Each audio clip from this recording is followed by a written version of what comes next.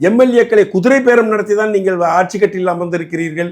இப்படிப்பட்ட அதிகார போதையில் நீங்கள் செயல்பட்டால் உங்களையும் மக்கள் தூக்கி எறிவார்கள். மாரிதாஸ் என்ன தப்பு பண்ணாரு?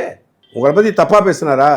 டிஃபர்மேஷன் கேஸ் போடுங்க, அவர் மேலே வழக்கு பதிவு பண்ணுங்க, கோர்ட்டு கொண்டு நிப்பாட்டுங்க, வாத பிரதிவாதங்கள் வைக்கட்டும், நீதிமன்றம் சொல்லட்டும், குற்றவாளி இவரை கைது பண்ணி 2 வருஷம் ஜெயிலில் போடணும்னு சொல்லட்டும். அதற்கான வாய்ப்பு அதுதான். அதற்கான வாய்ப்பை நீங்கள் ஏன் தரமாட்டேங்கிறீங்க?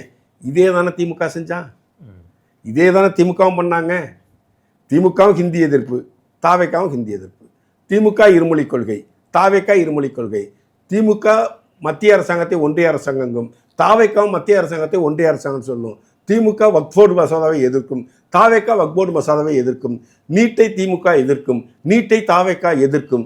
மத்திய அரசோடு இணக்கமாக திமுக செல்லாது, தாவேக்கா மத்திய அரசாங்கோட இணக்கமாக செல்லாது.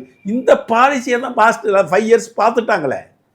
நீங்கள் மாற்றம் தரப்போறேன்னு அதே ஆட்சியை நடத்திக்கிட்டு இருக்கீங்க.